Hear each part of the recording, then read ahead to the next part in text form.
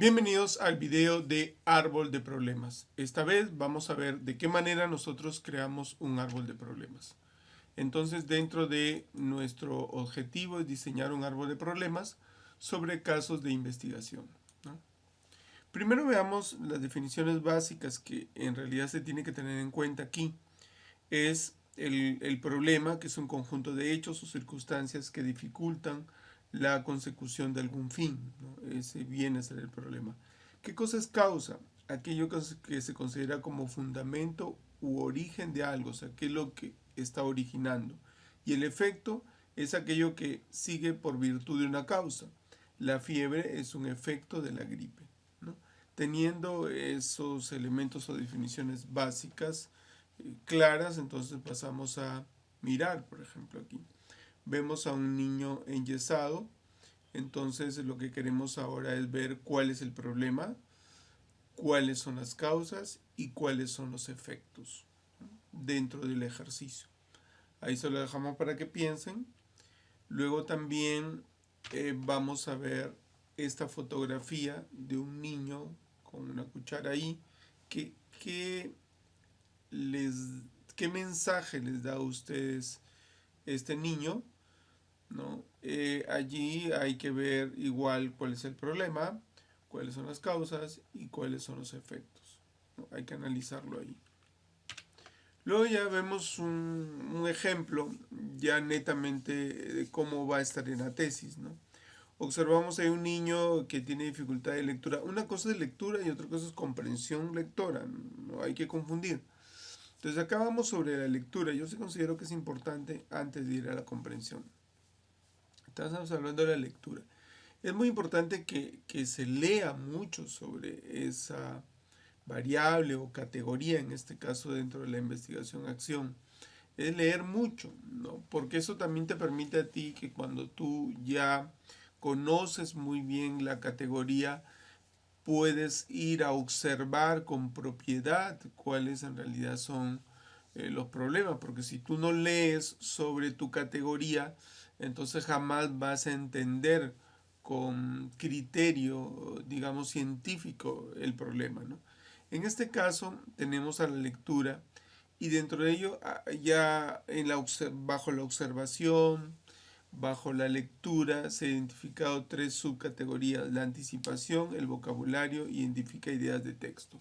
Esos tres elementos que tienen que estar fundamentados igualmente con autores que hablen de eso, ¿no?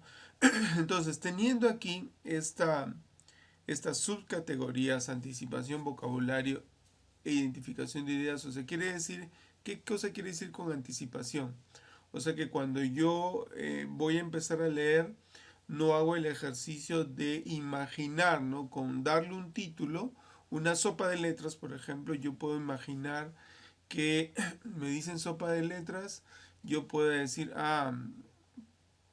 como niño es una sopa de letras, ¿no? Que hay fideitos con letras, o en todo caso me pongo a imaginar que podría ser eh, donde van a juntar palabras y las van a mezclar y va a salir un producto, un texto, ¿no? Entonces yo podría estar pensando de esa manera.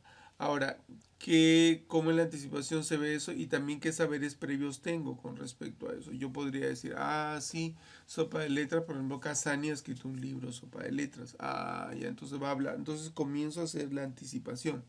El vocabulario es que se entiendan en realidad las palabras que están en el texto, y eso lo puedo hacer con una revisada, en el sentido de ver si yo sé las palabras y si yo conozco, si yo lo tengo en mi vocabulario la palabra, o si no la conozco, ver si es que está en el mismo contexto del texto, si está el significado. Eso quiere decir que casi siempre está en ese mismo lugar, ¿no? El significado porque está de una posición mediante una coma.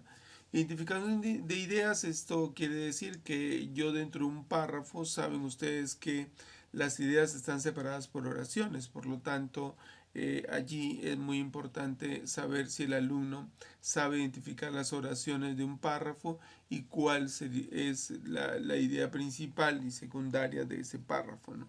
Entonces, eso significa esas subcategorías de anticipación, vocabulario, identifica ideas de texto. Bajo esas subcategorías, entonces pasamos a elaborar el esquema del árbol de problemas, donde en el centro va a haber el problema, en la parte inferior las causas y en la parte superior los efectos.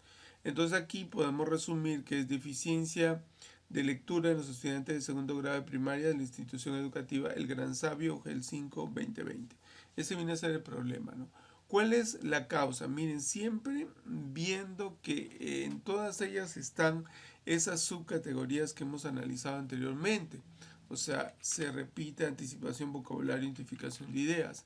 Entonces acá también, ¿no? En las causas, por ejemplo, limitaciones en la práctica de anticipación en el proceso de lectura.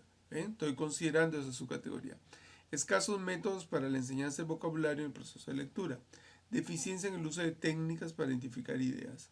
Entonces todo esto viene a formar las causas. Si hubiera más, digamos, subcategorías se aumentan más cuadritos, ¿no? Si hubiera menos se quitan, por supuesto. Pero va en relación a cómo tú hayas pensado en las subcategorías del problema que has observado, has analizado. De la misma manera acá los efectos, puedes ver, los estudiantes presentan deficiencias en anticipación en el proceso de lectura, ¿no? Está hablando de deficiencias, acá está hablando de inconvenientes, dificultad, que básicamente son los efectos que se tienen en este problema de la lectura, pero fíjense ustedes que tanto las causas como los efectos están redactados en función a las subcategorías que se han detectado anteriormente. Bien, entonces hay que hacer muchos ejercicios de este tipo para comprender muy bien cómo se elaboran los árboles de problemas.